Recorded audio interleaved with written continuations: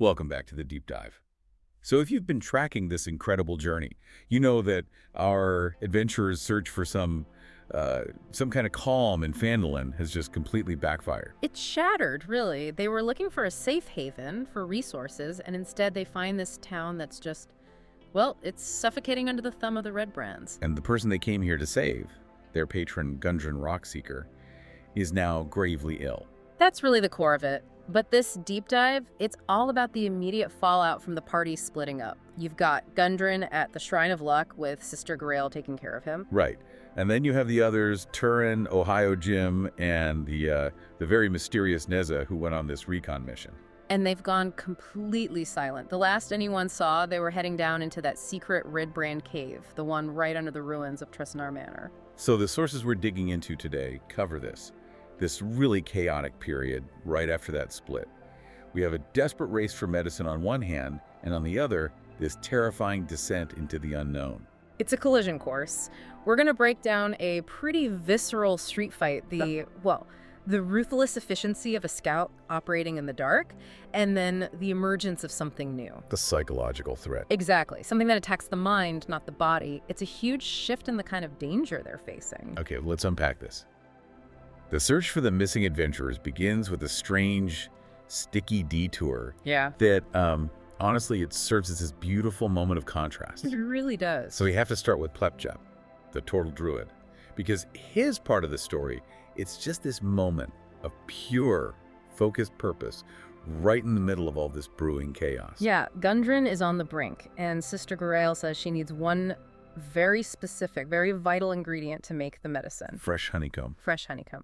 So Plepjep's mission is fundamentally about life. It's about healing. Yeah. And that sets him so far apart from the violence his friends are about to get into. He heads out to the orchards, and the sources really paint this picture of an almost pastoral quest. It's calm, even though the clock is ticking. And there's this great little detail. He gets there, and he runs into a small boy outside the orchard. Right, and the boy is helpful. He points out exactly where the hive is, but he can't get any closer himself. Because he has a bee allergy. A really bad one. I love that. It's such a mundane, real-world problem.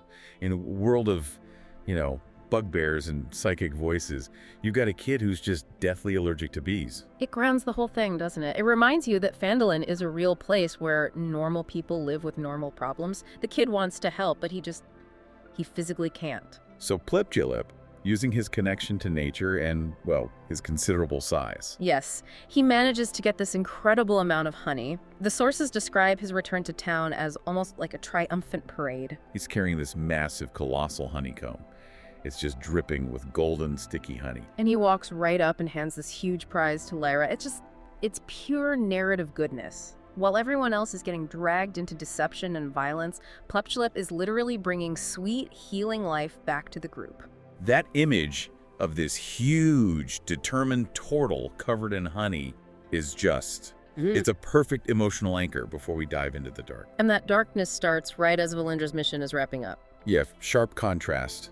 She was focused on something more practical justice, you could say, recovering stolen goods from Miss Greywind's shop, the Lion Shield coaster. And she's successful, very successful. She gets rewarded not just with thanks, but with cold, hard cash. 150 gold pieces, which is a significant amount of money for them at this stage. It's huge. It's resources they are going to desperately need. Mrs. Greywind is just so impressed with her competence, her sheer determination. But that little victory, that feeling of success, it disappears pretty quickly. Almost immediately. Valindra finishes her business, steps back out into town, and just has that moment of realization. Where is everyone? Exactly. Ohio Jim and Turin are gone scouting, and now she realizes Plepjep was also off on a solo mission. The group is scattered and vulnerable. So she finds Lyra and Imogen. They confirm what she suspects. The last known location was that Red Brand cave system. And her focus just shifts instantly. It's no longer about town business. It's an emergency. It's a search and rescue operation. Her last action before they head out is so telling. She goes to the bartender, who's sort of the hub of information in town. And she makes this very public, very firm declaration: we're going to find them. It's a promise, really, to her friends, but also to the whole town. It's a statement of intent. The rescue party is officially a go. And they are heading straight into that darkness, a darkness that is already having a serious effect on the people inside it. Yeah, while the surface party was finding hope in gold and honey, the scouting team was already getting swallowed by this creeping psychological dread under the manor. When we meet back up with them, Turin, Ohio, and Nessa, they're deep inside, and the environment itself feels hostile. The sources describe stalagmites that look like ancient jagged teeth. The whole place feels predatory. And the narrow tunnel they were in opens up into this huge, unsettling cavern, and right down the middle of it, The crevasse. this vast black crack splitting the floor. It's not just a pit. It feels unnatural, like a wound in the earth. It signals that whatever is down here doesn't belong. And it's Nessa, who seems to be the most perceptive of the three, who feels it first. She gets to the edge of this gap and just stops. She tells the others she can sense something trying to, in her words, burrow into my mind, speaking in a garbled mess. She says the air itself is thrumming. Yeah, an unsettling, powerful presence. And this is the moment the mission changes. This isn't just about clearing out some bandits anymore. No. They're facing an intelligent, psychic entity, and it's weaponizing the very space they're in.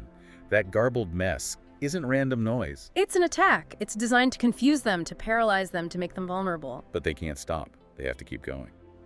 So Neza, ever the pragmatist, takes the lead. She spots a bridge crossing the crevasse. But she also sees that the floor on the other side is it's all busted up. Signs of a struggle, maybe, some kind of past violence. And then they hear it. The red brands, the unmistakable sounds of a rowdy barracks, clatter of poker chips, loud laughter, and someone snoring very loudly from a side room. They've found them.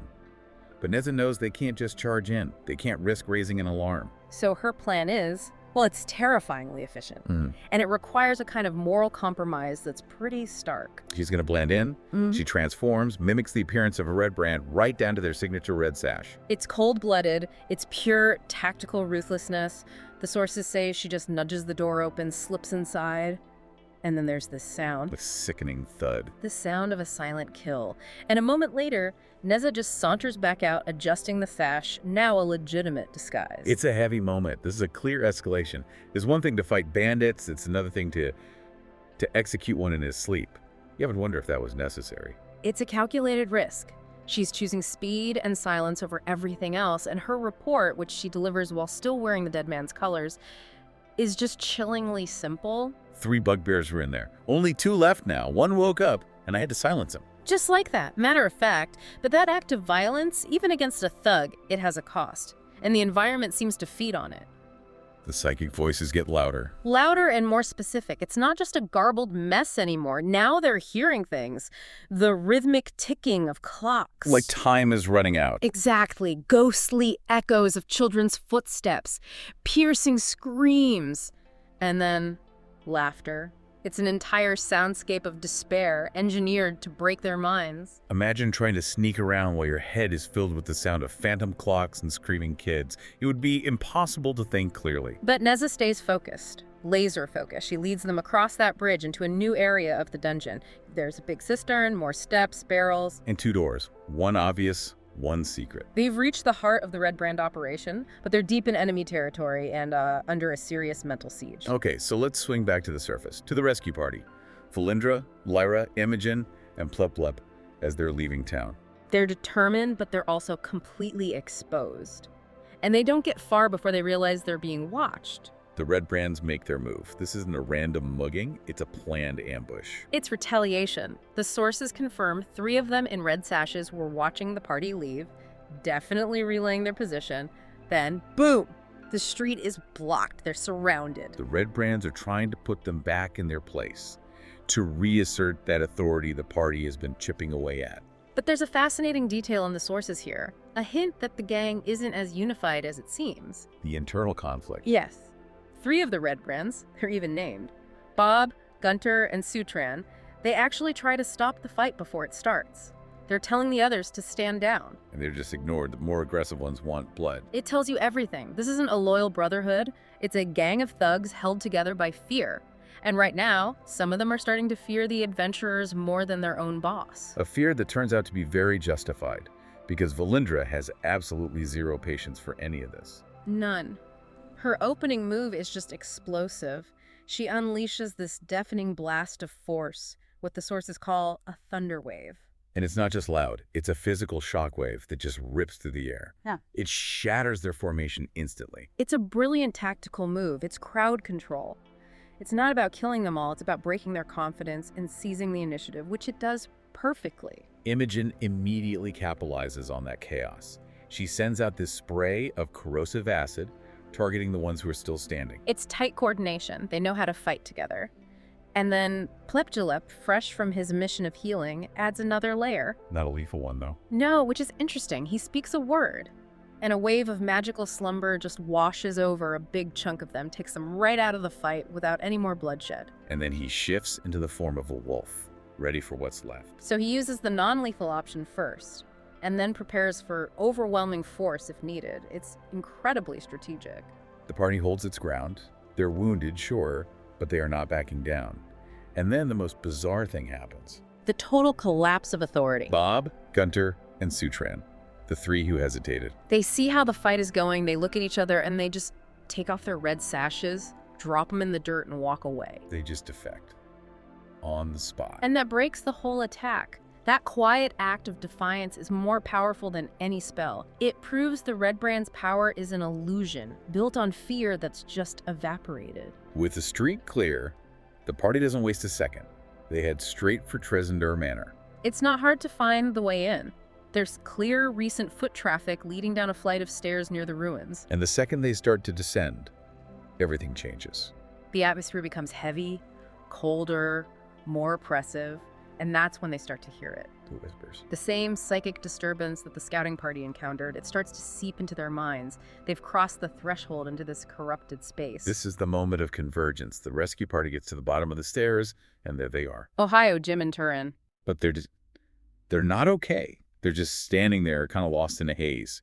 It's not clear if they're enchanted or just completely overwhelmed by the constant mental assault. They're definitely mentally exhausted.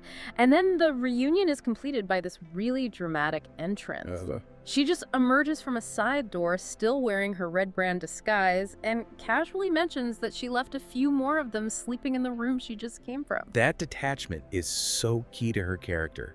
She's still in mission mode, even keeping the disguise in case it's useful later. So now they're all together, and the focus shifts from find our friends to what is the psychic threat and how do we stop it? They immediately start comparing notes about the voices. And Turin and Ohio admit what they'd been doing. They were just trying to ignore it, treating it like, background static. But Neza confirms it's real. She hears it too.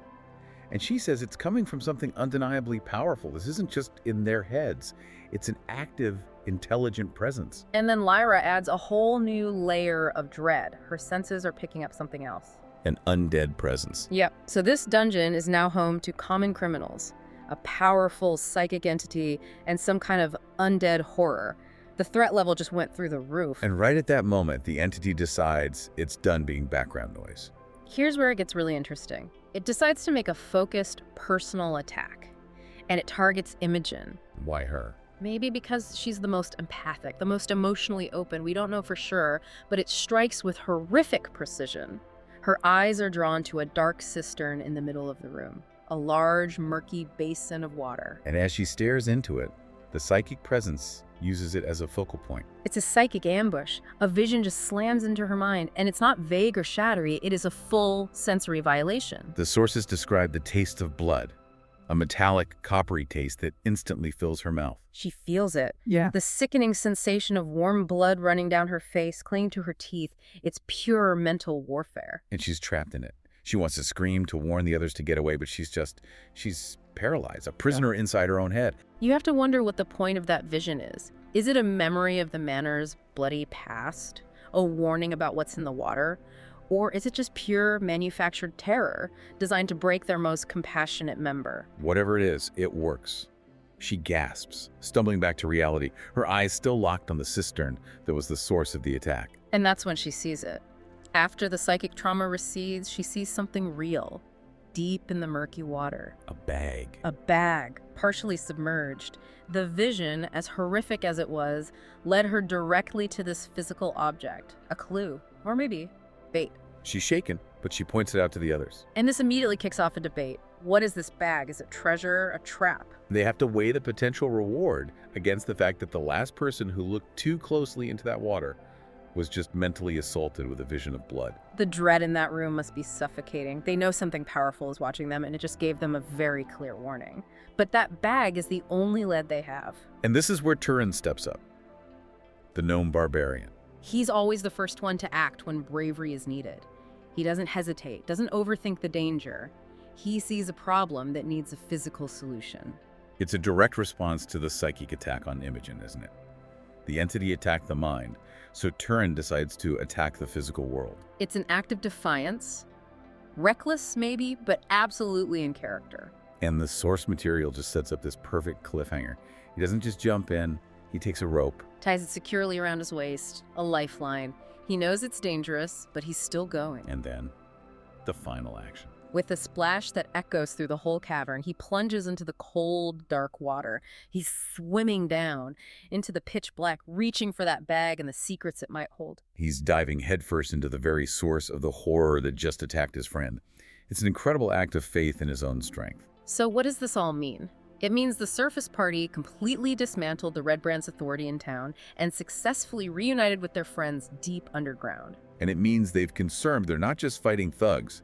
There is a powerful, malevolent psychic force here, one that speaks in fear and can deliver these targeted, horrific visions. A vision that led them straight to a mysterious object? And now Turin, who never backs down from a challenge, is submerged in freezing black water trying to retrieve it. His fate is literally hanging by a thread, by that rope, as he swims deeper into the place the entity very clearly warned them away from. So our final thought is this. What is truly contained in the darkness of that cistern? And what price will Turin pay for daring to retrieve that bag after Imogen's bloody premonition? Is whatever's inside worth the risk? And will this entity even allow him to return to the light?